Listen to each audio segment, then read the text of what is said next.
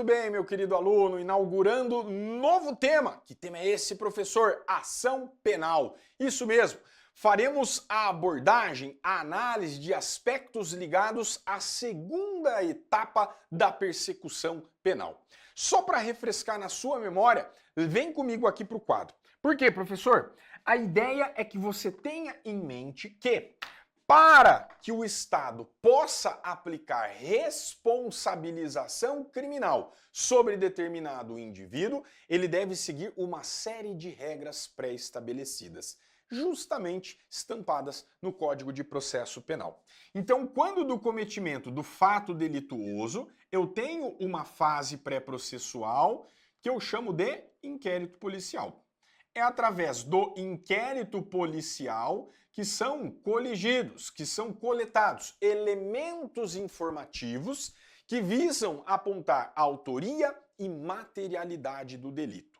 Beleza, professor. Então é nessa fase que antecede o processo que eu vou buscar informações para responder duas perguntas. Quem e qual? Quem praticou o crime, qual crime foi praticado. Encerrada essa primeira etapa, eu tenho uma segunda etapa chamada de ação penal. É na ação penal que serão produzidas provas sobre o crivo do contraditório e da ampla defesa. É nesta fase aqui que eu vou oportunizar as partes, tanto a acusação quanto a defesa, que busquem demonstrar, busquem convencer através de provas o magistrado, seja para prolatar uma decisão condenatória ou absolutória. O conjunto dessas duas etapas eu chamo, a doutrina chama de persecução penal. Persecução penal. Eu só posso, Estado, perseguir a aplicação do direito penal respeitando todas essas etapas. Fase pré-processual e fase processual. Show de bola? Estamos bem? Beleza, professor. Isso aí já entrou na minha mente, já tá saindo na urina, já tá saindo xixi, de tanto que você fala isso. Importante, tá bom? Nós vimos em momento oportuno todas as características, todas as etapas, todas as regrinhas afetas ao inquérito. Agora a gente vai trabalhar um pouquinho a ação penal. E a gente vai começar por onde, professor? Justamente através do seu conceito. Vou abordar para vocês o que é a ação penal, algumas das suas características, ok? E aí a gente trabalha e encerra com as condições da ação. Então vem comigo para a tela, eu trouxe aqui um conceito do professor Fernando Capês, tá? Excelente doutrinador da área de direito penal e processual penal. A ação penal é conceituada, segundo Capês, como o direito público subjetivo do Estado-administração, único titular do poder-dever de punir, de pleitear ao Estado-juiz a aplicação do direito penal objetivo, com a consequente satisfação da pretensão punitiva. Então, olha só que interessante.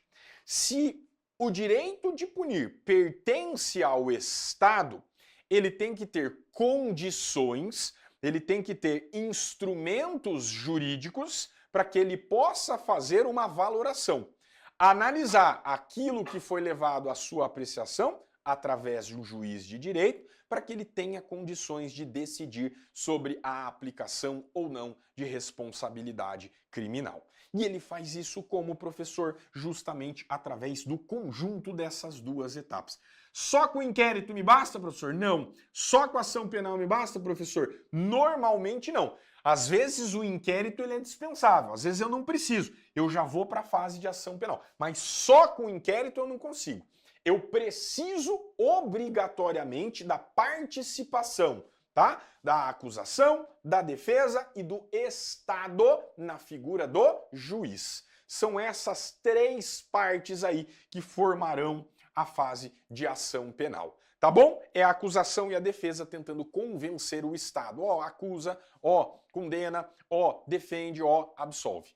Show de bola? Beleza, professor. E aí eu tenho algumas características da ação penal, se liga na tela.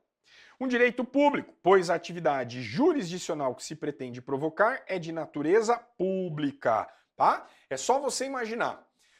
O cometimento, a prática de um crime, tá? Assaltaram a casa do seu vizinho, te interessa? Ah, professor, não me interessa nada, né? Ainda bem que foi ele, não fui eu. Para pensar. O cometimento de um crime diante de uma sociedade, ele gera o quê? Interesse de toda uma coletividade em ver responsabilizado aquele agente. Ou você prefere morar num bairro violento que tem crime pra caramba ou num bairro sossegado, tranquilo? Então a prática, o cometimento de crime faz diferença na sua vida, ok? Eu tenho um interesse coletivo em ver responsabilizado o autor da ação. Show de bola? Por isso que eu falo que ele tem natureza pública, tá bom? Um direito subjetivo, pois o titular pode exigir do Estado juiz a prestação jurisdicional, ok? Eu posso falar, ó juiz, eu quero que o senhor processe. Uma ação penal privada, por exemplo, o cara me xingou, me ofendeu, honra subjetiva, praticou injúria, eu quero que o senhor processe ele, beleza? Um direito autônomo, pois não se confunde com o direito material que se pretende tutelar, já conversamos muito sobre isso, né? São matérias que coexistem, mas cada qual com as suas particularidades. E um direito abstrato, pois independe do resultado final do processo, seja para absolver, seja para condenar. Show de bola, professor? Então, dentro dessas características, a gente consegue perceber que a ação penal, ela tem relevância, via de regra, tem relevância social. Todos aqueles que fazem parte da sociedade têm interesse em ver o Estado apurando, perseguindo a aplicação do direito penal, responsabilizando o indivíduo que pratica crimes, ok? E aí a gente vai ver ao longo dos nossos próximos encontros espécies de ação penal. Às vezes o interesse público é maior, às vezes o interesse público é menor e a gente tem algumas espécies de ação penal, tá bom? Beleza, professor. E o que mais que eu tenho que lembrar em relação a esses aspectos introdutórios relacionados à ação penal? São em relação às suas condições, tá? Nós temos basicamente 4 condições para que eu possa iniciar a ação penal, sem as quais eu não posso nem pensar em provocar o Estado para que ele venha a apurar a prática, a responsabilização pela prática de crime, ok? Se liga na tela, a primeira condição é a chamada possibilidade jurídica do pedido. Para que haja possibilidade do início da ação, faz-se necessário a caracterização da tipificação da conduta, ou seja, a demonstração de que o caso concreto se enquadra em um fato típico em abstrato, que é aquela situação descrita lá no Código Penal. Então, possibilidade jurídica do pedido é você falar, ó, eu quero, Estado, que você condene à pena privativa de liberdade o indivíduo que praticou o crime de homicídio. É possível eu fazer essa solicitação ao Estado? Obviamente que sim. Está lá no artigo 121, né, professor? Matar alguém, crime de homicídio, pena de reclusão de 6 a 20 anos. Então existe a possibilidade de aplicação de pena privativa de liberdade. É diferente, por exemplo, o cara está andando sem cinto de segurança. Eu vou ingressar com ação criminal contra ele pedindo a prisão. Tá? Andou sem cinto de segurança, pena de prisão, privativa de liberdade. Pera lá, andar sem cinto de segurança, será que é crime? Dá uma olhadinha lá no Código Penal, não vai achar nada.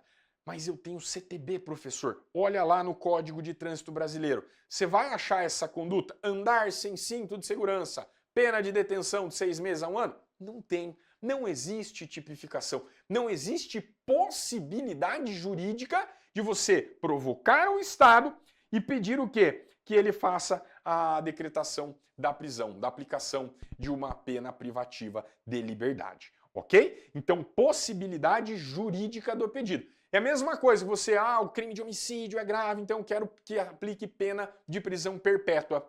Tem possibilidade jurídica do pedido? Pedir você pode pedir, mas juridicamente eu posso aplicar uma pena de prisão perpétua? Pena de banimento? Pena de caráter cruel? Não posso, né, professor? A própria Constituição veda essas espécies de pena. Então eu tenho que ter o quê? Possibilidade jurídica do pedido. Bacana? Essa é a primeira condição. Segunda condição é o chamado interesse de agir. Constitui a presença de elementos mínimos que sirvam de base para o juiz concluir no sentido de que se trata de acusação factível, tá? Posso dar como exemplo aqui a falta de interesse de agir em relação à apuração de um crime que já esteja prescrito, tá? O crime foi praticado, mas você sabe que o Estado brasileiro ele tem um prazo de validade para apuração da responsabilidade e aplicação da responsabilidade criminal. Tem um prazo.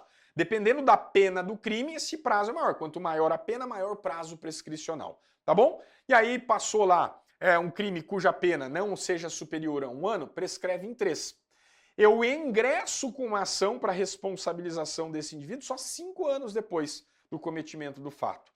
Eu vou ter interesse de agir? Não, por quê? Porque o meu direito já está prescrito. O direito de ação já está prescrito. Legal? Essa é a segunda condição. Terceira condição, legitimação para agir. Em uma ação penal, devemos atentar para a legitimação ativa e passiva. No caso da ativa, estamos tratando da pessoa correta para dar início à ação penal, o que em nosso país, via de regra, é feito pelo Ministério Público, em algumas hipóteses pelo próprio ofendido. Aqui a gente vai estudar ação penal pública e ação penal privada. São espécies de ação penal cuja titularidade, ora é do Ministério Público, ora é do próprio ofendido, ok? Então, por exemplo, eu não posso querer iniciar uma ação penal para apuração do crime de homicídio, porque, via de regra, quem faz isso é o MP, tá? Só em um caso excepcionalíssimo, se o Ministério Público não fez nada dentro do prazo, professor, aí nasce a ação, um direito de ação penal privada subsidiária. Mas, via de regra, os crimes se processam, tá? Eu vou iniciar a fase de ação penal através do Ministério Público. Essa é a regra. É ele quem, de acordo com os artigos 128 e 129 da Constituição, detém a titularidade. Ele que pode iniciar a fase de ação penal, tá bom? Então eu preciso ter legitimação para agir. O Ministério Público, por exemplo, ele não pode fazer nada em um crime contra a honra subjetiva, né? Que foi o exemplo que eu dei, crime de injúria. Se eu fui injuriado, quem tem que ingressar com a ação penal sou eu. Essa é a regra disposta lá no Código Penal. Ministério Público, se ele oferece uma denúncia pelo crime de injúria, ele não tem legitimação de agir. Falta uma das condições da ação penal, eu nem posso dar sequência nessa segunda etapa aqui, tá bom? E a última condição é a chamada justa causa. Se liga na tela.